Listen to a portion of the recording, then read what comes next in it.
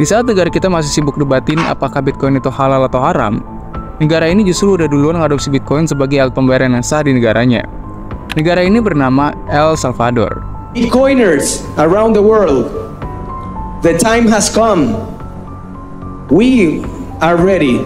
Mungkin udah sering dengar ya nama negara ini, tapi buat yang belum tahu, El Salvador ini adalah negara yang berada di Amerika Tengah, dan negara ini juga jadi negara terkecil di Amerika Tengah. Nah, fakta uniknya, El Salvador ini tuh jadi negara pertama yang mengakui Bitcoin sebagai alat pembayaran yang sah di negaranya. Sedangkan di negara-negara lain aja masih sibuk ngurusin regulasi ini itu tentang Bitcoin. Bahkan di beberapa negara pun Bitcoin justru malah dilarang. Nah, sebenarnya apa sih yang ngebuat negara ini tuh yakin banget sama Bitcoin sampai secara resmi menjadikan Bitcoin ini jadi alat pembayaran yang sah? Maksud gue tuh gini, Bitcoin ini kan bentuknya digital ya, alias gak ada fisiknya. Oke lah kalau sekedar digital kayak e-wallet atau QRIS, yang mana ini kan nilainya itu sesuai kesepakatan. Misal kita ada saldo 100.000, uangnya tetap 100.000 kan. Nah, tapi kalau Bitcoin ini kan nilainya benar-benar fluktuatif. Bisa aja nih ketika kita di rumah mau beli baju, terus pas sampai toko, harganya malah turun. Kan jelas ini malah merusak transaksi kita gitu. Dan setahu gue kalau suatu negara itu bergantung sama satu komoditas, yang ada ekonomi negara itu tuh bergantung sama naik turunnya harga komoditas tersebut. Kayak misalnya nih, negara-negara Arab yang bergantung sama minyak. Ketika harga minyak itu anjlok, maka ekonomi di negara itu kegoncang juga gitu. Pertanyaannya, kok bisa sih El Salvador itu mempercayai ekonominya sama suatu komoditas yang relatif masih baru, dan harganya pun fluktuatif banget? Nah, ternyata setelah gue cari tahu, ada beberapa alasan kenapa pemerintah El Salvador itu menjadikan Bitcoin sebagai alat pembayaran yang sah. Walaupun ada beberapa kekurangan dari Bitcoin yang kalau dijadiin alat pembayaran yang sah saat ini, kayaknya masih belum worth it gitu. Dan gue udah rangkum semua di video kali ini, so disimak sampai habis.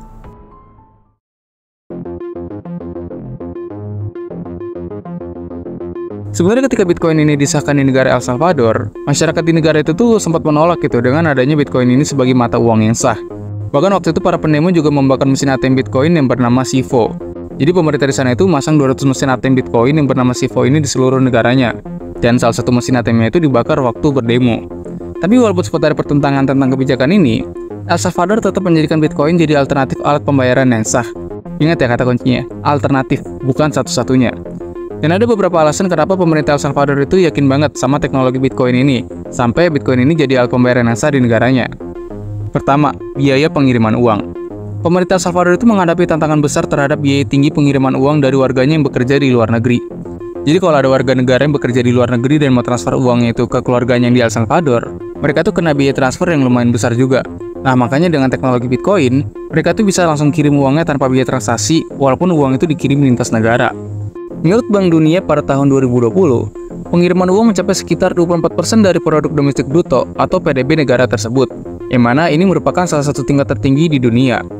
Nah, dengan menggunakan Bitcoin, ini bisa mengurangi biaya transaksi dan ini mempercepat proses pengiriman uang, karena sistem mata uang kripto ini beroperasi tanpa keterlibatan pihak ketiga, alias menggunakan teknologi. Kedua, akses keuangan. Pemerintah El Salvador menyatakan bahwa dengan adopsi Bitcoin, mereka berharap ini tuh bisa meningkatkan akses keuangan bagi warganya yang nggak punya rekening bank. Karena menurut data Bank Dunia, sekitar 70% dari populasi dewasa di El Salvador itu nggak punya rekening bank pada tahun 2017. Nah, makanya pemerintah itu buat ATM Bitcoin tadi yang bernama SIFO. Dan buat setiap penduduknya itu yang download aplikasi itu mereka dapat $30 atau sekitar 450 ribuan rupiah. Dan yang ketiga, karena pemerintah El Salvador itu percaya dengan teknologi blockchain. Yang mana pemerintah El Salvador itu pernah menyebutkan kepercayaan mereka terhadap teknologi blockchain yang mendasari Bitcoin. Mereka tuh melihat potensi dalam teknologi ini untuk meningkatkan transparansi, mengurangi korupsi, dan meningkatkan keamanan transaksi keuangan. Karena muncul Bitcoin aja karena masalah-masalah tahun 2008 itu, yaitu resesi, korupsi, dan masalah lainnya. Nah, sebenarnya ada beberapa alasan lagi kenapa pemerintah El Salvador itu percaya gitu sama teknologi Bitcoin ini. Tapi walaupun begitu, keputusan ini juga mendapatkan kritik dari masyarakat lokal maupun pihak internasional. Karena banyak yang khawatir gitu terhadap volatilitas Bitcoin, perlindungan konsumen, dan dampaknya terhadap stabilitas keuangan nasional.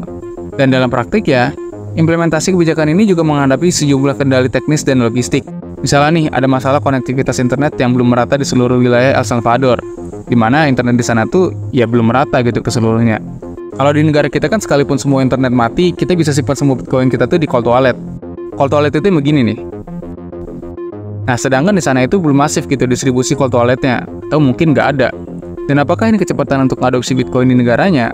Ya, gue rasa Presiden El Salvador ini jauh lebih pintar daripada gue. Jadi mungkin aja dia udah memperhitungkan itu semua. Walaupun mungkin bagi banyak orang ini terlalu cepat, karena logistiknya aja masih terbatas ya kan, tapi udah membuat kebijakan yang besar. Ya walaupun memang kebijakan ini tuh cuma sebagai alternatif aja, karena presiden di sana itu nggak maksa untuk penduduknya transaksi pakai Bitcoin, tapi gimana pun tetap aja, begitu berita ini gempar di dunia keuangan, ini jadi kebijakan yang cukup serius. Di satu sisi ini bisa meningkatkan trust atau kepercayaan di kalangan masyarakat terhadap Bitcoin, tapi di sisi lain, kebijakan ini cukup beresiko untuk perekonomian El Salvador.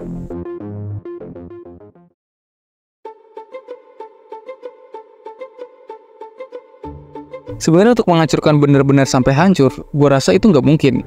Karena keberadaan Bitcoin di El Salvador ini cuma jadi set currency atau alternatif doang. Dan mata uang resmi mereka ya tetap dolar. Tapi apakah ini bisa mempengaruhi ekonominya? Jelas bisa. Karena jumlah Bitcoin yang dibeli El Salvador juga relatif banyak gitu. Nah karena di tahun 2024 ini ada sentimen-sentimen positif tentang Bitcoin, diprediksi Bitcoin ini tuh bakal ke fase bull run. Dimana kalau ini terjadi, jelas ekonomi El Salvador juga dapat keuntungan. Tapi kan ini di fase bull run aja ya. Terus gimana nih kalau jangka panjangnya? Well, sebenarnya ada beberapa resiko ketika suatu negara itu mengadopsi Bitcoin sebagai nilai tukar. Pertama nih, volatilitas harga Bitcoin. Walaupun beberapa orang percaya Bitcoin itu sebagai aset yang menarik, bahkan selama 10 tahun terakhir rata-rata returnnya itu sekitar 74%, tapi kekhawatiran terhadap fluktuasi nilai Bitcoin yang tinggi itu tetap masih ada. Bahkan di bulan November 2021 itu penurunan cukup drastis. Nah, volatilitas inilah yang bisa menciptakan ketidakpastian dalam kebijakan ekonomi dan keuangan El Salvador. Dan otomatis ini bisa mempengaruhi daya beli masyarakat dan kestabilan pasar. Selain itu, respon masyarakat terhadap adopsi Bitcoin juga masih menjadi faktor penentu, yang mana berhasil atau enggaknya implementasi ini tergantung dari seberapa masifnya masyarakat bisa menerima perubahan ini. Kalau literasi digital dan keuangan belum ditingkatkan, masyarakat mungkin masih kesulitan mengadopsi sistem baru ini. Tapi kalau misal makin banyak masyarakat yang setuju dengan kebijakan ini, justru ini jadi sentimen positif untuk pasar kripto.